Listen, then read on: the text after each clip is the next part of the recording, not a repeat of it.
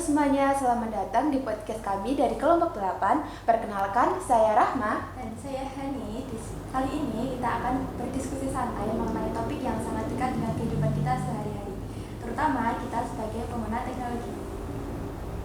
Karena sekarang hampir semua aktivitas sudah berhubungan dengan dunia digital, seperti belajar, bekerja, membuat konten, hingga coding, semua sudah ada di internet.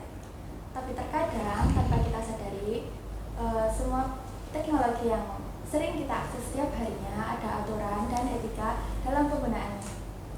Oleh karena itu, pembahasan kita kali ini yakni terkait hak kekayaan intelektual dan etika digital di dunia teknologi. Di episode kali ini kita akan membahas topik yang sangat menarik seperti plagiarisme kode program, lisensi software, pembajakan digital, dan hak cipta di dunia industri. Dan tentunya pembahasan kali ini akan lebih menarik karena kita di sini sudah bersama narasumber profesional dari bidang teknologi informasi. Baik, langsung saja kita sapa narasumber kita hari ini. Selamat datang Pak Wildan. Ya. Terima kasih sudah menjadi narasumber di podcast kami. Oke. Sebelum masuk ke pembahasan utama, mungkin Bapak bisa memperkenalkan diri terlebih dahulu kepada para pemirsa dan mungkin memaparkan sedikit pengalaman Bapak di bidang teknologi. Oke, baik. Selamat pagi. Assalamualaikum warahmatullahi wabarakatuh. Perkenalkan, nama saya Ahmad Wildan Listianto, sering dipanggil dengan Pak Wildan. Saya selama mengajar di sini dimulai dari tahun 2019. Nah, di situ beberapa case atau kasus yang sering kita temukan memang haki, terus plagiarisme, terutama plagiarisme kode program. Wah, ini yang kayaknya lumayan seru untuk dibahas nanti ya. Terus memang beberapa pengalaman juga ini dialami juga oleh temannya Mbak Rahma, Mas Acop kalau tidak salah. Nah, itu dulu itu pernah membuat sebuah aplikasi dan itu alhamdulillah kita mendapatkan haki gitu. Itu aja. Menarik sekali. Wah, menarik sekali ya Pak. Semoga diskusi kali ini bisa menambah wawasan dari kita semua.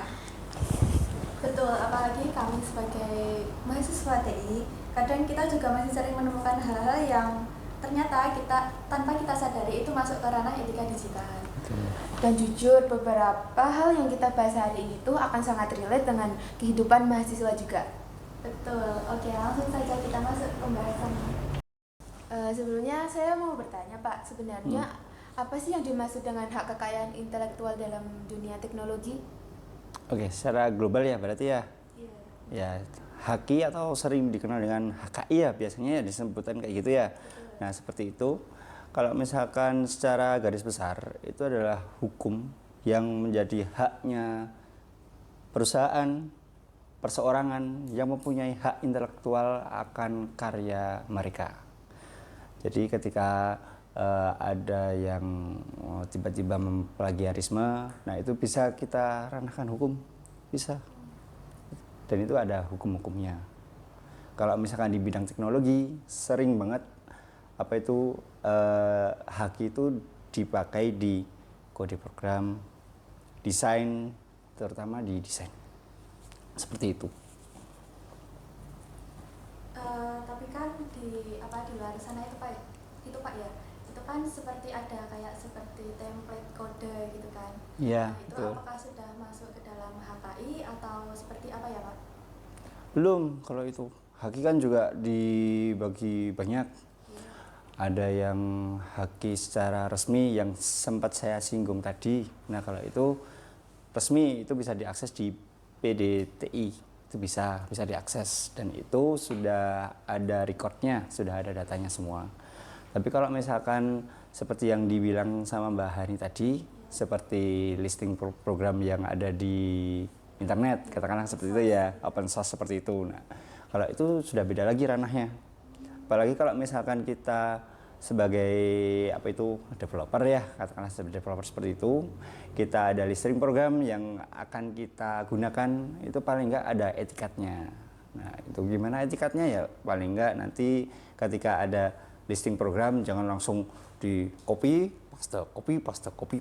Nah, seperti itu itu kurang baik. Itu kurang baik, benar. Tapi alangkah baiknya itu kita baca dulu listening programnya, kita pahami itu lebih dahulu. Kalau misalkan sudah nanti, oh ini ada beberapa part yang akan kita gunakan. Nah itu nanti ada di di kredit juga boleh, di kredit source-nya itu kita ngambil dari mana source-nya. Jadi berarti kalau dari open source yang ada di internet itu sebenarnya boleh kita ambil, tapi dengan beberapa etika seperti menambahkan kredit atau dengan memahami kode tersebut baru kita praktikan sendiri begitu ya Pak? Betul, apalagi kalau misalkan sekarang itu kan banyak ya akun-akun seperti GitHub yang menyediakan kode listing program yang banyak. Nah itu kalau misalkan kita nggak menggunakan etika yang bagus dalam menggunakan kode programnya ya itu sama aja, nanti yang membuat kode programnya dirugikan, kita dirugikan juga yang menggunakan. Iya, kerugiannya kan banyak. Ruginya itu dari sisi apa saja gitu ya Pak? Nah, pertama bisa dari segi akademis,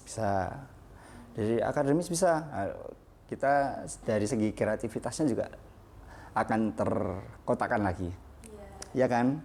Karena kalau misalkan kita membuat sistem web kayak gitu kan, nah itu mesti nanti akan lebih nyaman kalau misalkan kreativitas kita itu jangan sampai terkotakkan atau terbatasi seperti itu. Jadi sama saja kalau Kopas itu nggak kreatif gitu ya Pak? Oh, iya dong. Iya kalau misalkan Kopas, ya itu tadi yang sempat saya singgung ya. Kalau misalkan kita tidak tahu listing programnya, ya sama saja kita nggak bisa mengembangkan itu. Tapi kalau misalkan kita tahu listing programnya dan beberapa bagian itu bisa kita kembangkan, nah itu bisa menambah kreativitas juga. Kan banyak itu kreativitas, ya kan? Terkadang pun dari mahasiswa atau mungkin saya sendiri itu juga terkadang mencari kode gitu Pak dari GitHub, terus tanpa dipahami langsung dikopas karena keburu deadline atau gimana gitu. Nah itu dia, itu yang memang sudah sebagai ranah semuanya mahasiswa itu dulu itu juga kayak gitu. Dulu juga saya juga sempat kayak gitu kok, tenang. Iya, memang, tapi hal-hal seperti itu kan bisa menjadi pengalaman buat kita, iya kan? Kan sudah pernah kita lakukan, berarti besok seperti apa, seperti itu. Berarti kesadaran etika digital itu sangat penting ya Pak?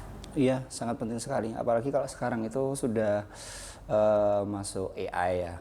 Wah itu udah tambah. Iya, tambah masnya itu bisa semakin kreativitas kita itu bisa semakin terkotakkan lagi. Susah itu nanti kalau misalkan cuma sebatas kopas apalagi AI ngeprom aja langsung keluar semuanya. Berarti memang harus benar-benar dipahami dulu gitu ya, nggak asal Betul. kopas. Iya, karena konsep itu lebih penting kalau menurut saya. Konsep pemahaman, konsep materi itu lebih penting. Sebelumnya kan sudah disinggung juga ya Pak, sebenarnya terkait plagiarisme kode yang di copy gitu saja gitu kan Pak. Iya. Dan sudah disinggung juga penggunaan AI dalam coding itu. Sebenarnya penggunaan AI dalam coding itu harusnya bagaimana sih Pak? Harusnya bagaimana gitu ya? Alangkah baiknya. Ya, alangkah baiknya untuk Ya. kita melakukan coding atau mencari referensi desain. Terkadang juga dari kita mencari desain yang cocok untuk kondisi seperti ini tuh bagaimana gitu dari AI. Oke, kita bahas dari yang kode dulu atau yang desain dulu karena ini agak berbeda. Mungkin lebih ke kodenya dulu Pak. Oke, dari dulu. Kan kalau misalnya di AI gitu kan, setiap orang itu pakai AI tergantung orangnya. Jadi AI generate hasilnya itu tergantung orangnya. Maksudnya itu tergantung dari karakteristik promptingnya. Nah itu kan sudah berbeda nih Pak promptingnya. Nah apakah itu juga termasuk ke plagiarisme jika langsung dikopas dari AI? Nah, oke, kalau misalkan plagiarisme dari AI itu jelas di sana tidak ada tercantum ya, karena AI kan bebas mau digunakan. Ya, seperti asisten. Betul. Nah, seperti asisten. Iya, betul. Tapi kalau misalkan kita tidak bijak untuk menggunakannya, nah itu yang salah. Jadi kalau misalkan kita ngeprom nih, ngeprom, tolong buatkan sistem manajemen mahasiswa misalkan. Nah, itu nanti keluarlah itu semuanya, listing programnya beserta database-nya.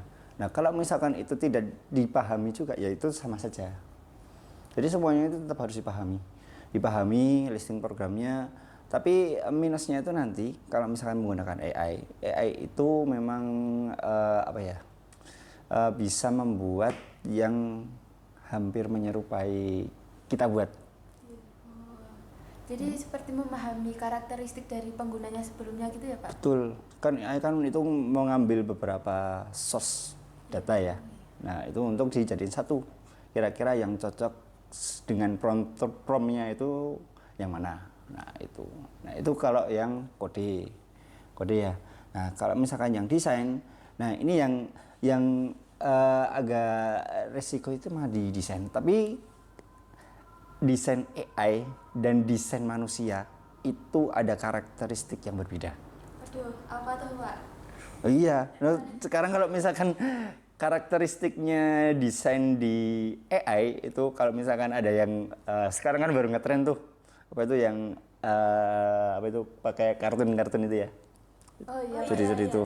Nah, dari manusia dikartunkan gitu. betul. Nah, itu kan hampir sama kalau misalkan sering menggunakan apa? AI-nya.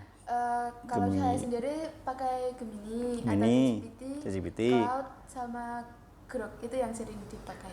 Nah, itu kalau misalkan promptingnya hasil prompting dari Gemini dan ChatGPT Iya. itu mesti kan berbeda.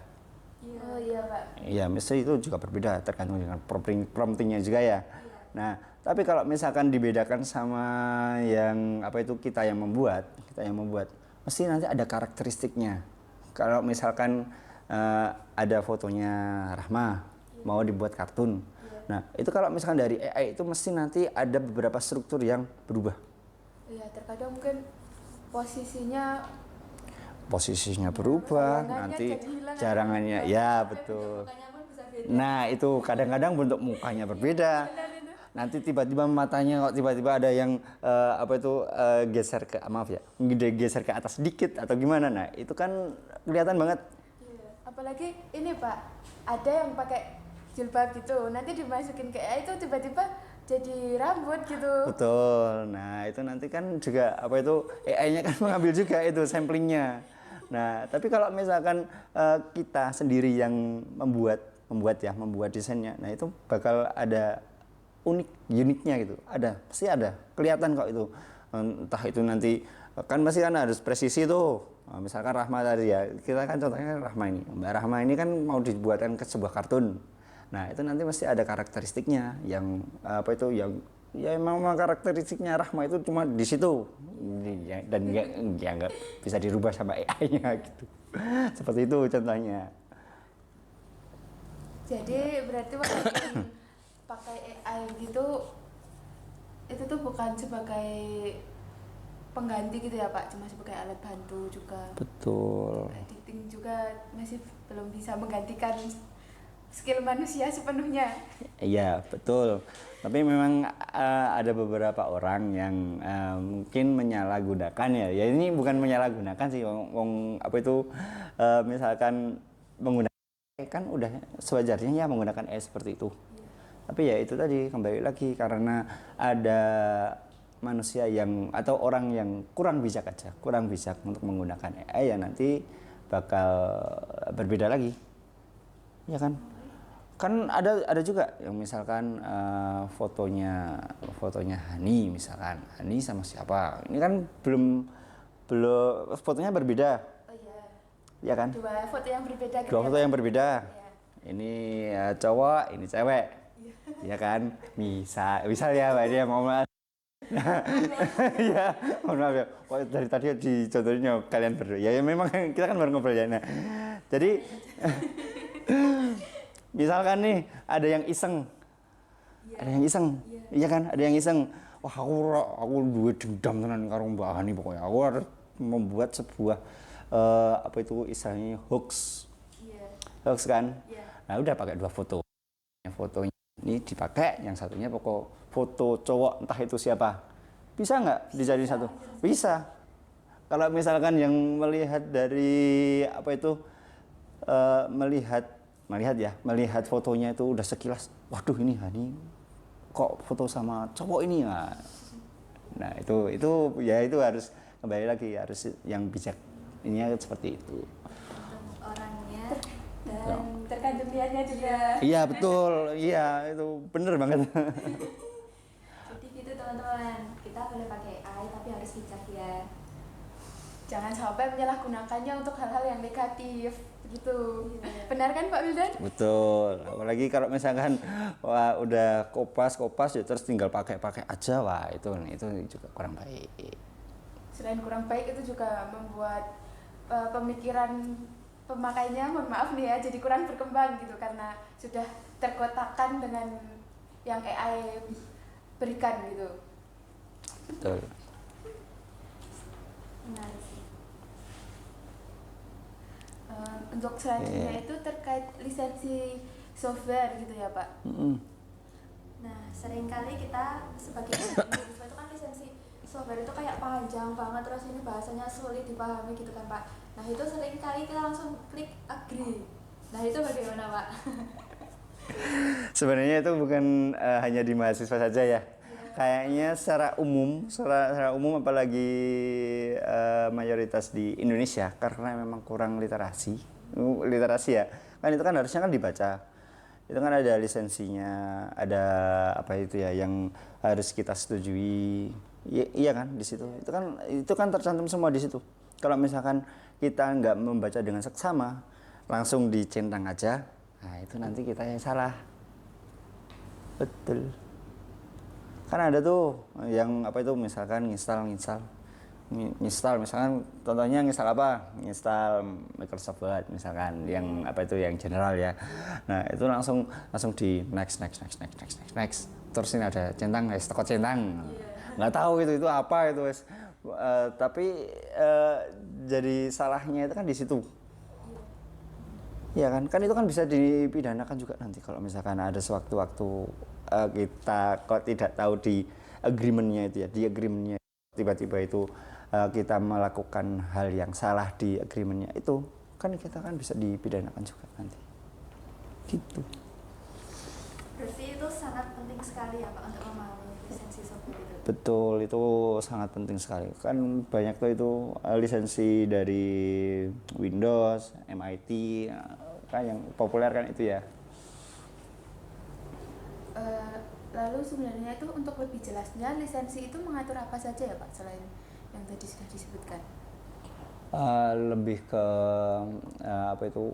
Misalkan kita sudah membuat sebuah aplikasi, kan harus ada lisensinya tuh. Oh iya. Nah itu nanti mengatur seperti apa itu tata cara penggunaannya, terus data-datanya yang sekiranya itu nanti kok bisa dipakai apa tidak. Misalkan nih apa itu ternyata di lisensinya itu tercantum bahwasanya kalau misalkan kita itu menggunakan aplikasi tersebut, semua data-datanya itu bisa digunakan dengan apa ya? Bisa digunakan oleh pembuat aplikasi. Seperti pernah ada kasusnya itu ya Pak, kayak foto Betul. atau data apa gitu, misal kita upload itu bakal mereka pakai untuk database-nya gitu loh Pak, untuk di database nanti kalau ada yang minta apa mereka bakal gabungin Betul. dengan hal yang sudah kita berikan gitu. Nah, itu kan juga kita sebagai pengguna teknologi harusnya aware. Maksudnya itu ya hal-hal seperti itu harusnya kita benar-benar cermati. Berarti memang sangat penting sekali untuk memahami lisensi sejak awal ya Pak, sebelum. Jadi nggak asal yang penting aplikasinya bisa terinstall gitu ya. Betul. Karena di situ sudah tercantum semua itu nanti. Saya pernah juga Pak melihat yang seperti sebelumnya dibahas itu kasus pengeditan video gitu Pak. Beberapa kan user TikTok gitu Iya. pakai buat edit, ini kondisinya dieditkan saya sendiri gitu biar seolah-olah bareng teman atau apa gitu, terus mereka upload mah ternyata loh ini kok mirip muka saya gitu. Nah, itu dia. Iya, itu kan nggak ada apa itu persetujuan juga ya. Iya nggak? Itu belum tercantum di ini ya Pak, di lisensinya itu. Nah, kalau misalkan sudah tercantum di lisensinya, itu nanti mereka sudah berhak buat pakai. Kan kita sudah, iya kan sudah dicenang. Iya. Ya kan kalau dicenang kan kita sudah setuju. Jadi walaupun kita lihat itu terus kita marah-marah mau protes ke aplikasi yang Nggak punya bisa. itu nggak bisa karena Nggak udah bisa. ada di lisensi Iya. untuk mau pakai aplikasi gitu ya Pak. Betul, itu kan nggak bisa.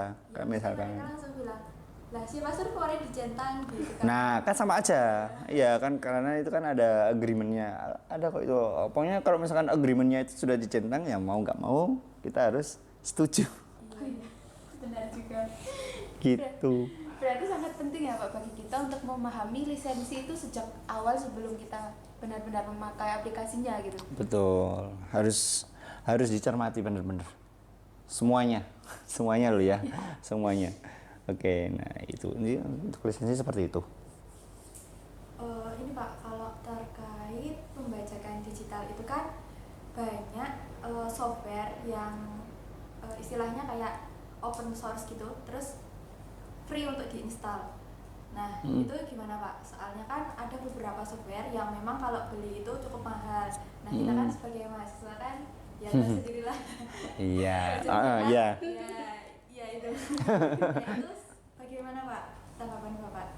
Tanggapan saya ya terkait itu semua ya kalau bisa kita tetap menggunakannya itu yang apa itu yang harus ada lisensinya. Ini kan termasuk dengan lisensinya juga ya. Iya kan? Iya, Pak. Nah, kalau misalkan itu udah ada unsur apa tadi pembajakan ya, pembajakan digital ya. Kalau misalkan program itu kan sering dikenal dengan cracking ya. Iya. Sering udah dengar iya kan udah pernah kan? aplikasi gitu. Iya, misalkan kita nge-crack nih, nge-crack aplikasi. Ternyata tapi kalau misalkan kita nge-crack itu tetap ada risikonya juga. Apa tuh Pak? Nah, misalkan nih, kita kan nggak tahu.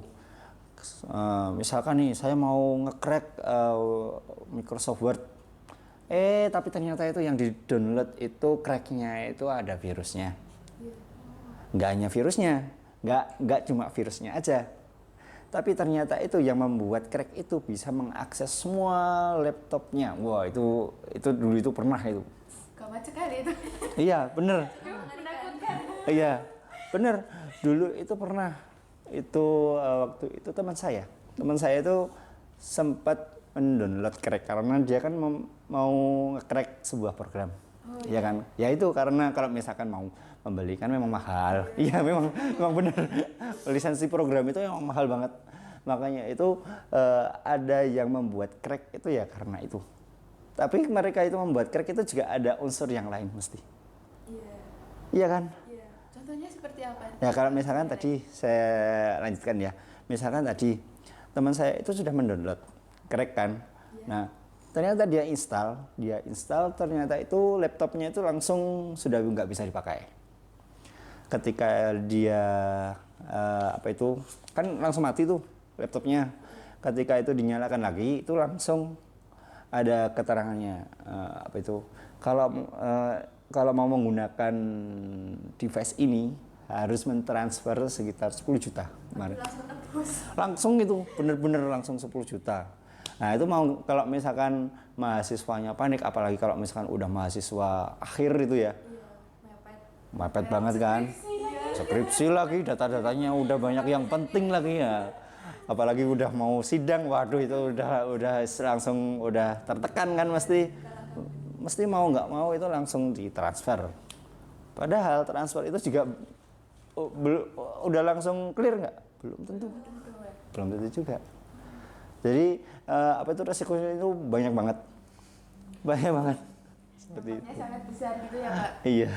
Itu kan barusan dampak dari pengguna yang memakai aplikasi crack gitu kan Pak. Kalau untuk dari segi industri atau bagi kreatornya sendiri itu bagaimana? Itu yang jelas dirugikan. Iya, dirugikan sekali. Dan kalau misalkan mereka tahu, mereka berhak juga kok mau apa itu, misalkan membawa ke ranah hukum. Bisa nggak? Bisa, karena mereka udah punya hakinya. Nah, itu kembali lagi. Kalau misalkan, iya fungsi haki, emang bener. Jadi kalau misalkan apa itu sudah mempunyai haki, udah di-crack, nah itu mereka berhak mau seperti apa.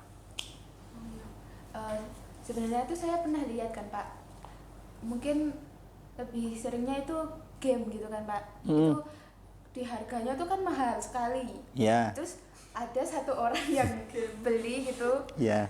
Terus itu mereka dijual dengan cara sharing akun gitu loh Pak. Apakah itu juga termasuk ke dalam pembajakan? Nah, kalau itu beda lagi. Kan apa itu lisensi program kan ada tipe-tipenya. Lisensi Windows juga ada limitnya. Ya kan? Jadi kalau misalkan terlalu mahal, misalkan kita beli lisensi Windows itu bisa buat misalkan buat 10 klien. Ya udah berarti 10 mahasiswa itu nanti berbarengan. Seperti itu. Itu sudah beda lagi ya Pak? Beda lagi, Beda lagi. Itu memang sudah disediakan oleh si aplikasinya. Betul, gitu. Itu beda lagi. Itu Rahma, itu ya. Ya seperti itu. Terus apa lagi kira-kira yang bisa kita diskusikan? Sebelumnya kan ini ya Pak, kalau aplikasi yang dibajak itu karena mahasiswanya mungkin memang kekurangan uang untuk membelinya atau bagaimana. Terus ada alternatif legal lain yang bisa dilakukan gitu nggak Pak? Atau misalkan kita tetap harus pakai aplikasi itu mau nggak mau, seperti mungkin kalau tidak salah itu Corel gitu ya Pak. Nah itu kita harus tetap pakai aplikasi itu, padahal sebenarnya itu nggak bisa kalau tidak membayar gitu. Oke. Nah, alternatif ya? Iya, alternatif yang bisa dilakukan. Ya beberapa hal yang bisa dilakukan itu ya kayak seperti tadi kita membeli apa itu lisensi produknya, lisensinya. Kan sekarang banyak tuh yang menjual di Shopee, di online kan juga banyak. Dan itu juga bisa kalau misalkan memang benar-benar terbatas banget. Nah, itu nanti apa itu pakai metodenya yang sharing akun itu. Oh iya. Berarti itu boleh dilakukan, tapi kalau udah kepepet banget gitu ya Pak? Iya, betul. Kalau boleh tahu, Bapak Wildan itu sudah berapa lama ya berkecimpung di bidang IT? Kalau berkecimpung di bidang IT itu dari tahun 2011. Lama ya? Lama ya Pak? Iya. Kalau dalam dunia kerja IT sendiri itu kontrak kerja itu sangat penting ya Pak? Iya, nah itu betul sangat penting juga. Gimana? Kalau kan kita dapat kontrak dalam IT gitu kan Pak, tapi terkadang balik lagi kita kemungkinan malas untuk membacanya. Sebenarnya itu hal-hal yang paling penting untuk diperhatikan dari kontrak kerja sendiri itu apa Pak? Ya kayak kalau misalkan kontrak itu mesti ada hak dan kewajiban. Haknya apa yang kita dapat dan kewajiban apa yang harus kita lakukan. Yang paling penting kita pahami harusnya itu. Misalkan hak-hak yang harus kita dapatkan itu apa? Ya misalkan gaji, terus intensif misalkan atau tunjangan. Nah, kalau misalkan dari situ haknya kok kita itu tidak mendapatkan, nah kita berhak, kan itu hak. Oh iya. Ya kan? Kita berhak buat menanyakan ke industri tersebut. Nah, tapi di samping itu juga kita juga harus wajib, kan ada kewajiban tuh. Iya benar. Kewajiban seperti apa yang harus kita lakukan? Misalkan di industri kita harus membuat program atau mengikuti SOP yang dari industri tersebut. Ya kita harus ikuti itu. Kan itu kan kewajiban. Ya kan? Benar. Harus datang presensi, harus datang ada reportnya dan sebagainya. Nah, itu SOP setiap industri juga berbeda-beda, tergantung juga. Terus kalau menurut Bapak itu minusnya jika tidak membaca kontrak kerja dengan baik itu seperti apa Pak? Wah, itu benar-benar mohon maaf ya, benar-benar ceroboh sekali. Ceroboh. Ya nanti kalau misalkan nih saya sudah disodorin kontrak kerja.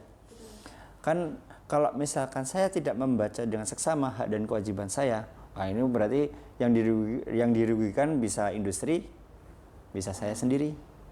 Kan seperti itu ya? Iya, Pak. ya kan? Nah, kalau misalkan saya melanggar kontrak kerjanya karena tidak memenuhi kewajiban saya, nah itu kan langsung aja ada SP 1, 2, 3. Nah, itu kan berlaku semuanya. Sesuai kontrak kerja yang sudah. Betul, sesuai dengan kontrak kerjanya. Itu kan dari sisi kecerobohan yang dari pegawai gitu ya Pak mungkin. Betul. Itu. Tapi kalau dari pegawainya itu sudah memenuhi hal-hal yang harusnya dilakukan, tapi perusahaannya itu tidak mau memberikan benefit yang sudah ada di dalam kontrak, itu bagaimana Pak? Kita bawa ke ranah hukum kalau seperti itu. Kan itu kan udah beda ya kan? Iya. Nah, kita kan udah dengan taat nih, harus udah dengan kewajiban penuh melakukan SOP yang sudah disepakati, misalkan datang presensi, membuat laporan, terus nanti membuat kode program misalkan di sana. Nah, kalau misalkan di situ sudah kewajiban sudah dilakukan, ya itu harus dituntut. Kita harus menuntut sih. Ya, karena sudah berkaitan dengan hak kita. Betul, kan kita masa kita terima aja nanti kayak kerja Rodi dong. Kalau udah kerja Rodi gimana? Kita nggak dapat hak, tapi kewajiban tetap harus dilakukannya nggak fair kan? Nah, kasihan nanti. Gitu. Ini Pak, saya kemarin sempat dengar tentang NDA atau non disclosure agreement. Nah, Betul. itu seperti apa ya Pak kalau boleh tahu? Kalau NDA itu kan memang ada beberapa yang tidak boleh diomongin, tidak boleh dikasih tahu ke publik. Itu adalah emang NDA-nya dari beberapa perusahaan. Jadi itu udah ada, misalkan ada kontrak kerjanya, udah ada NDA-nya di situ. Tapi kalau misalkan kita melanggar NDA-nya gitu ya, nah itu kita tetap harus diingatkan. Dalam bentuk teguran gitu ya? Betul, dalam bentuk teguran dulu. Kan dipanggil dulu tuh, dipanggil. Misalkan Mas Wildan udah melanggar NDA-nya nih, ini kok tiba-tiba ada yang tahu NDA-nya kita itu gimana? Kan NDA kan nggak boleh tahu semuanya. Semua orang kan nggak boleh tahu, hanya beberapa aja. Jadi kayak kode rahasianya perusahaan lah. Nah, itu nggak boleh. Bahkan di dalam perusahaan pun, dalam perusahaan sendiri yang tahu juga cuma beberapa. Betul. Jadi kayak misalkan suatu perusahaan itu mempunyai main asetnya perusahaan itu sendiri, dan itu kan nggak boleh diketahui sama perusahaan lain dong. Kalau misalkan diketahui sama perusahaan lain, otomatis kita melanggar kontraknya. Ya, ibaratnya kayak juru kunci gitu loh Mas. Betul. Kayak benar-benar juru kunci, entah itu juru kunci perusahaan, entah itu ada data aset yang penting di perusahaan. Nah, itu nggak boleh. Berarti jika kita membuat program di perusahaan itu nanti hak miliknya itu menjadi punya siapa ya Pak? Nah, itu tergantung dari masing-masing perusahaan menerapkan.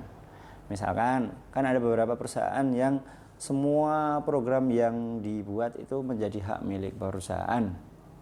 Kalau misalkan itu sudah ada kontraknya, ya itu memang buat perusahaan, dan itu termasuk NDA enggak nanti kalau misalkan kita tiba-tiba ngasih tahu misalkan saya ngasih tahu ke Rahma, ya kan, kode leasing programnya. Nah, itu nanti bisa aja ya saya yang kena. Kan saya melanggar. Oh, iya, Kan itu kan milik perusahaan kan? Iya. Yang lain. Ya, kecuali kalau misalkan di perusahaan itu tidak tercantum itu. Nah, itu kita bebas. Dan kita bebas kalau misalkan Mas Wildan itu kok saya tertarik ya dengan proyeknya Mas Wildan, saya beli. Nah, itu kan udah bukan haknya perusahaan ya. Oh, iya. Nah, itu boleh-boleh aja. Berarti tergantung kepada isi kontrak lagi gitu ya Pak, Betul. isinya seperti apa?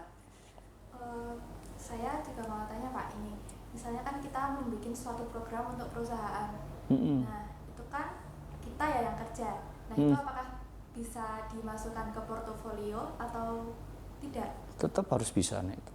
Bisa, Iya. walaupun itu bukan hak milik kita gitu. Ya, kalau misalkan hak milik kan itu kan memang hak miliknya perusahaan ya. Iya. Tapi kan kita punya pengalaman di bidang itu ketika membuat. Nah, itu nggak apa-apa. Iya. Gitu. Beberapa perusahaan ada kok yang sudah menerapkan seperti itu, dan lulusan dari kita itu kebetulan yang langsung bekerja itu ada juga yang apa itu sharing ya, sharing pengalaman itu yang hampir serupa dengan yang dibilang sama Mbak Hani tadi. Sebenarnya untuk kontrak kerja IT itu memang sangat perlu dipahami gitu ya Pak sebelum masuk ke dalam perusahaan itu dan berkecimpung gitu. Betul, harus dipahami. Kita bergeser sedikit nih Pak ke media sosial. Oke. Nah, Gimana? media sosial itu kan sekarang tuh kayak banyak konten kreator gitu yang misalnya bikin konten yang sangat menarik.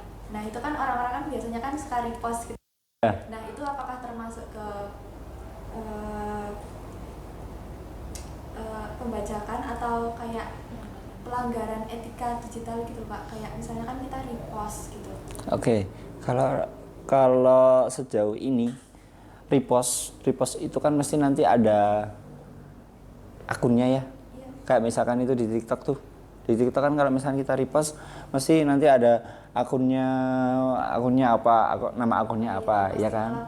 Iya kan. Nah, itu kalau itu nggak termasuk plagiat ya, karena itu kan sudah tercantum nama akunnya di situ. Berarti itu cuma kayak ini tertarik nih aku sama ini, aku repost berarti itu bukan termasuk pelanggaran gitu. Bukan termasuk. Tapi kalau misalkan nih apa itu ada sebuah video, terus nanti saya kok tertarik dengan cuplikan ini, ya kan? Saya tertarik dengan cuplikan ini, langsung aja saya ambil, nggak usah saya bilang-bilang, nggak usah saya dikasihkan ke kredit gitu ya. Nah itu yang melanggar, ya itu yang bermasalah. Kalau kita mencuplik tanpa memberi kredit itu yang melanggar. Betul, iya betul. Karena kalau misalnya mencuplik paling enggak harus ada kreditnya. Terus nanti kalau misalkan kalau misalkan bisa kita menghubungi pemiliknya. Izin Kak. Iya, izin ya Kak, mau menggunakan. Ya betul. Nah itu paling enggak itu kan sudah termasuk etika juga. Etikanya kita untuk menggunakan aset orang lain. Berarti misal saya sering lihat juga di TikTok ya terutama itu tuh kontennya tuh mirip gitu Pak, tapi cuma di deskripsi videonya itu cuma mencantumkan IB gitu, inspired by gitu Pak. Kalau kayak seperti itu, apakah itu masuk ke pelanggaran hak cipta? Kalau itu kan udah ada kreditnya tuh itu. Oh iya. Udah ada kreditnya kan, inspired by Rahma misalkan kayak gitu ya. Rahma lagi. Misalkan inspired by akunnya Rahma. Nah, itu nggak apa-apa. Berarti inspired by itu sudah termasuk ke kredit gitu ya Pak? Betul. Kalau misalkan besok pun ketika membuat disertasi, nah itu kan kalau misalkan ada beberapa cuplikan yang diambil entah itu di jurnal, entah itu di buku, nah itu kan hampir sama konsepnya. Paling nggak ada di daftar pustakanya, paling nggak ada di kreditnya, seperti itu.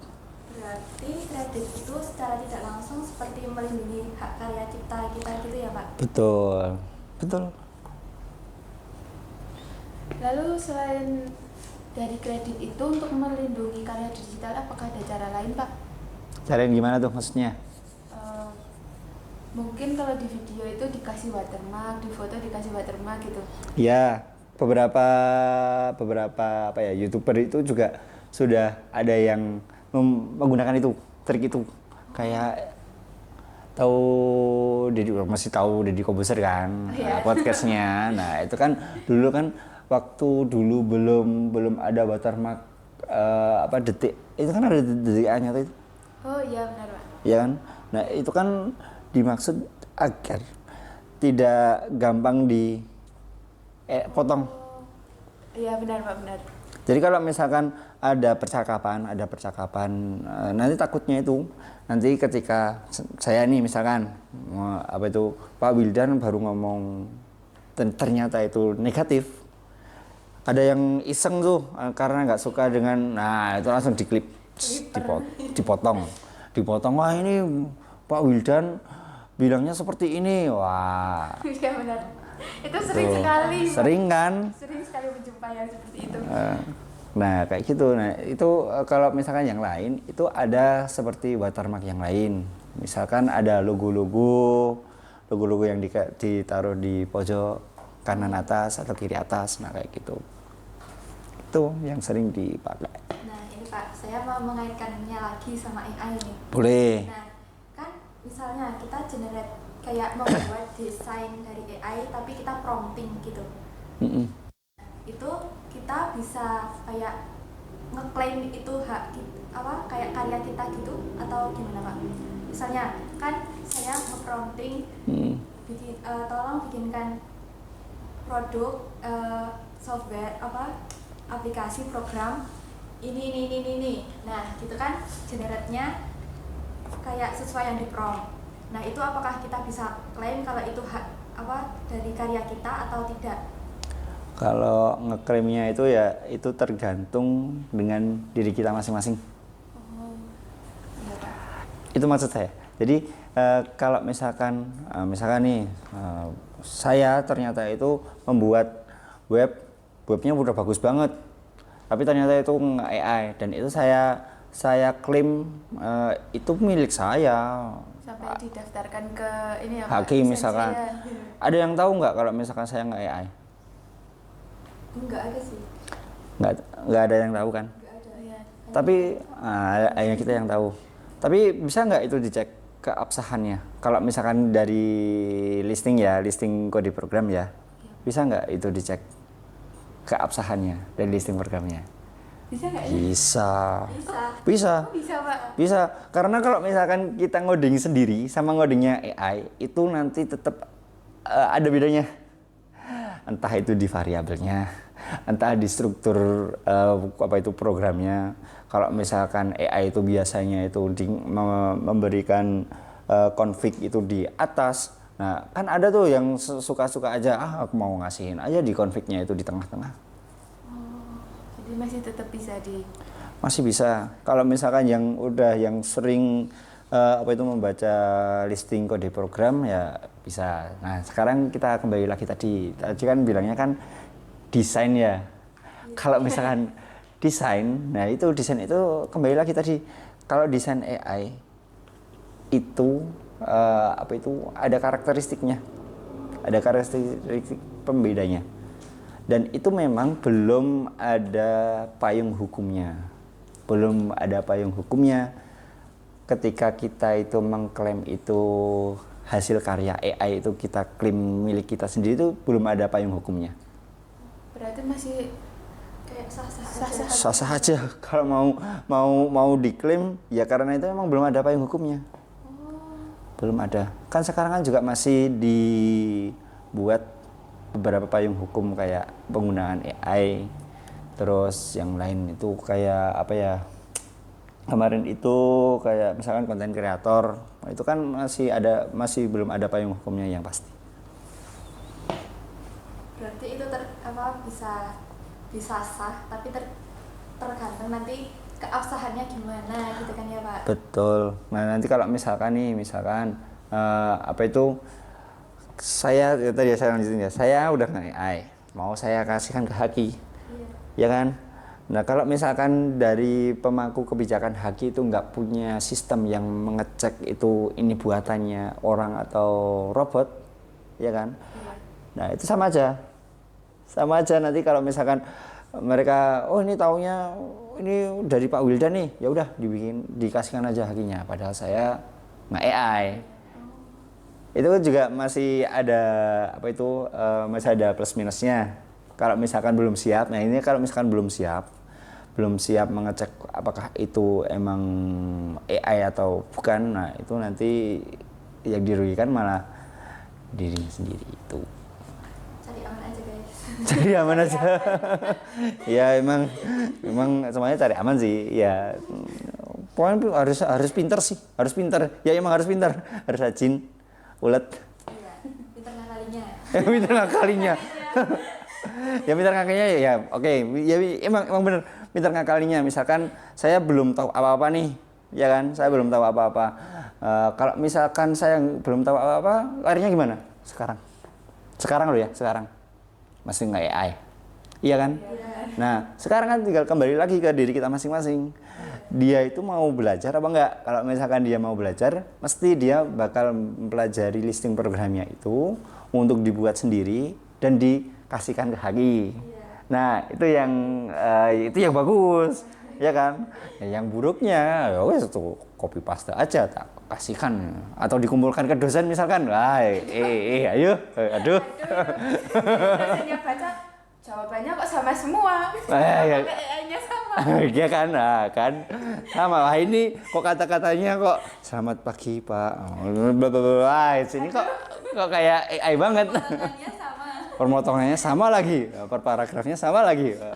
Nah, itu harap bisa hati-hati lagi penggunaan AI dan mengklaim apakah itu produknya sendiri atau bukan, itu harus hati-hati yang jelas. Seperti itu, Mbak Anil, Mbak Rahma. Wah, udah nggak terasa ya, ini kita dari tadi ngobrolnya udah panjang kali lebar. Banyak kali lebar banget ya kayaknya ya. Nggak kerasa ya. Dari diskusi tadi kita jadi semakin tahu nih apa pentingnya dari etika digital tersendiri. Nah, betul tuh. Jadi, dunia digital itu bukan hanya tentang teknologi, tapi juga terkait dengan tanggung jawab kita dalam menggunakannya, termasuk menghargai karya orang lain dan menggunakan teknologi secara bijak. Apalagi sekarang pengembangan AI semakin cepat, jadi kita sebagai pengguna teknologi harus semakin bijak lagi untuk memilah mana yang harus di-keep, mana yang harus dipilah-pilah lagi, mana yang benar-benar harus dipelajari, mana yang harus disisihkan gitu. Nah, Pak, sebelum kita tutup acaranya, apakah Bapak sendiri ada pesan untuk mahasiswa atau generasi muda yang aktif di dunia digital? Oke, berkaitan dengan apa nih pesan-pesannya? Penggunaan teknologi? Ya, penggunaan teknologi yang masih terkait dengan HKI ini juga, Pak. Oke, secara garis besar untuk kita, nggak hanya untuk mahasiswa, nggak hanya untuk Gen Z atau Gen apa ya. Yang jelas untuk kita semua, kalau menggunakan teknologi maupun itu di media sosial atau di teknologi harus secara bijak penggunaannya. Ada etika-etika yang harus kita taati dan harus kita pahami. Seperti itu. Terima kasih banyak kepada Pak Wildan karena sudah berbagi ilmu dan pengalaman bersama kami hari ini. Dan terima kasih juga kepada pendengar yang telah setia mendengarkan podcast kami dari awal hingga akhir. Sekian dari kami. Sampai jumpa.